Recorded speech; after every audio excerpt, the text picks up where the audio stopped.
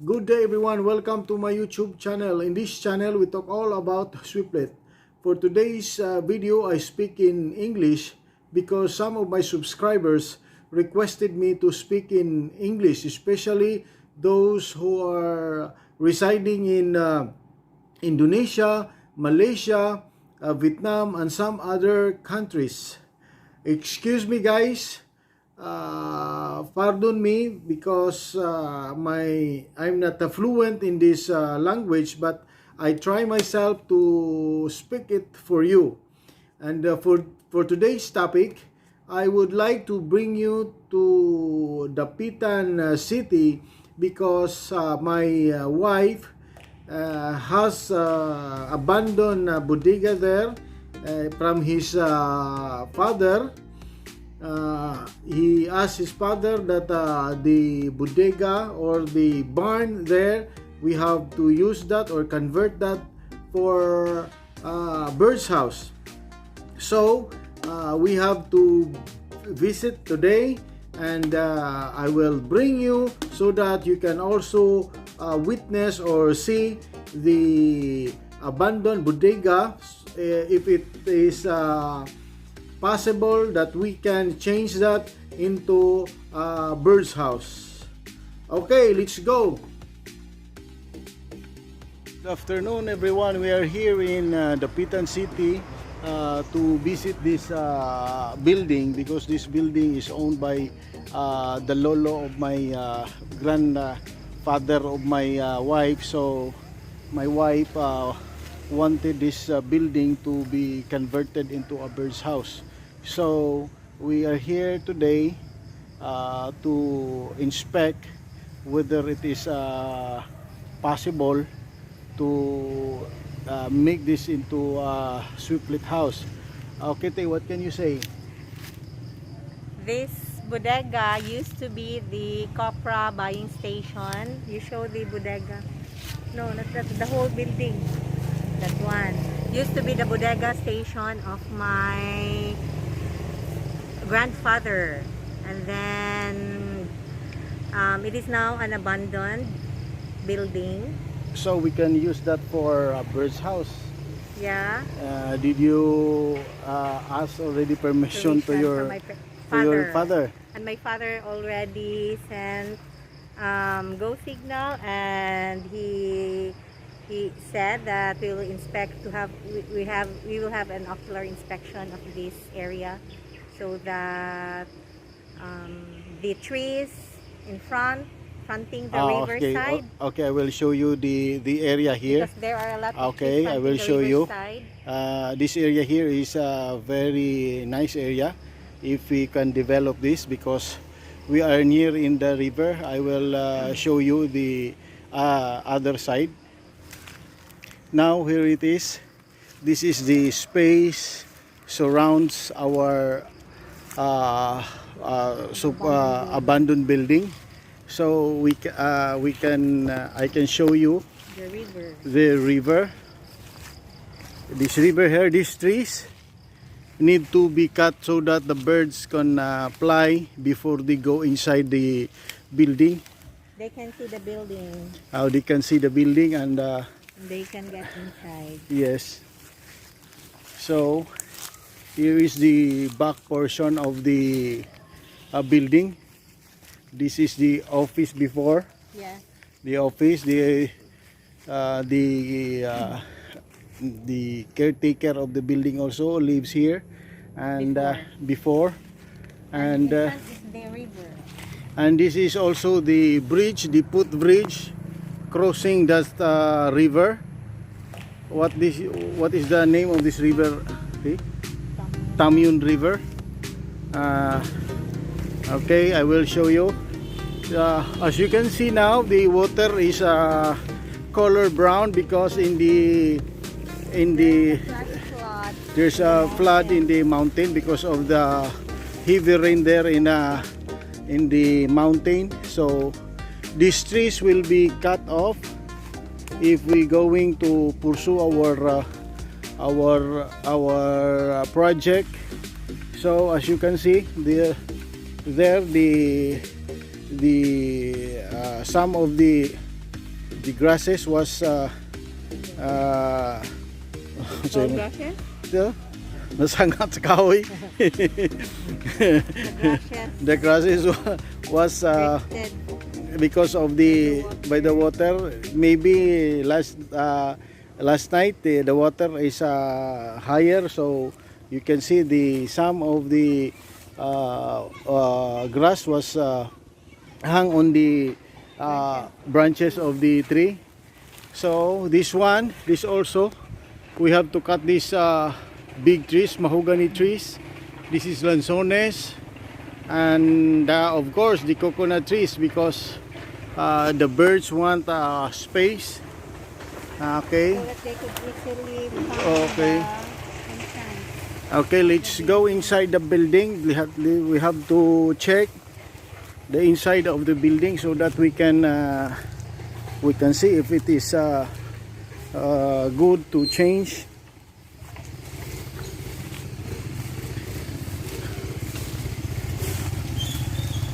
Okay, we have almost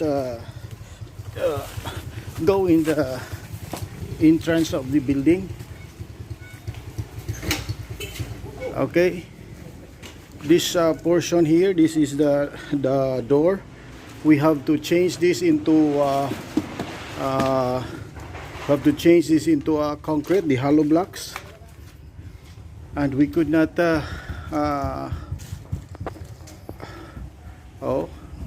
this one don't have some of the roofing is already damaged, dilapidated, and we have to change the roofing, and also we have to put the thermal insulation so that the heat could not penetrate in this inside of this building. We have already wood here. We can use this wood. We can use this wood. This is very big trees, because the measurement of this is 16 meters by 4, 16 feet by 4. And we have also here, right here, this is tree. This is tugas, or no, it's not. It is a mulavi tree, and here that door, or that window, we have to close that, because that is for the ventilation before, and the light could easily enter this building, so we have to close that and make another ventilation design, so that the heat could not become higher. Okay, we have to make this. If this is I think this is this building can be turned into a Swiftlet house. Maybe we could make this 2-story, or maybe one, because the birds wants a very high ceiling building.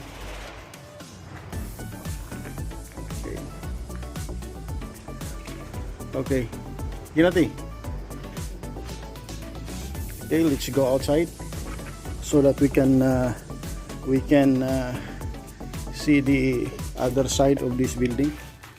Okay, this is also where they put the weighing scale here before. So we can also open this one for the purpose of putting our instrument here.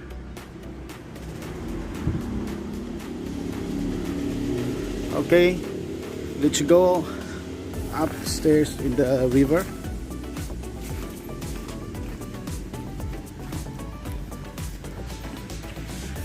Okay, we are now walking in the footbridge. This is a footbridge.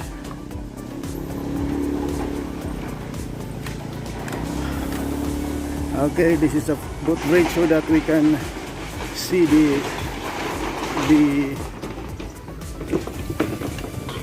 okay, so that we can see the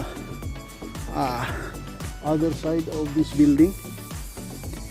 As you can see, here is we are at the top of the river. We are crossing now here.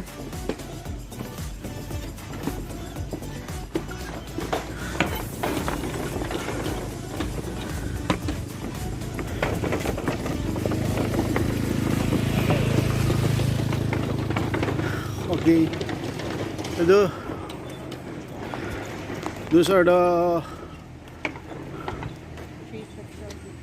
this portion here. We have to cut these trees as well as the bamboo and the coconut trees.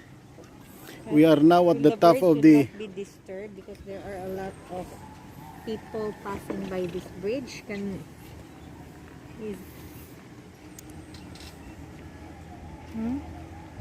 Will not they be disturbed? I think this is the bird. It's okay, but we have to cut these trees. Okay, let's go back.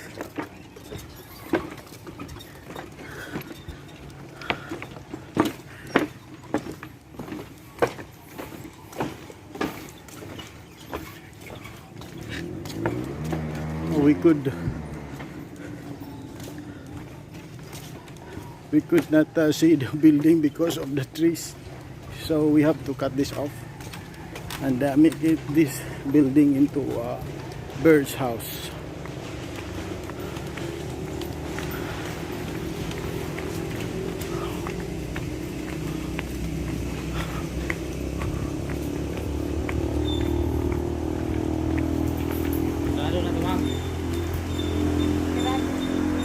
This is the front side of the building.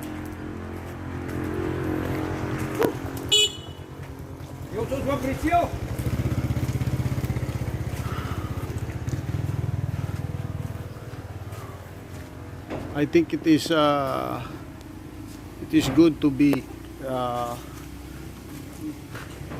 to convert this building into a bird's house.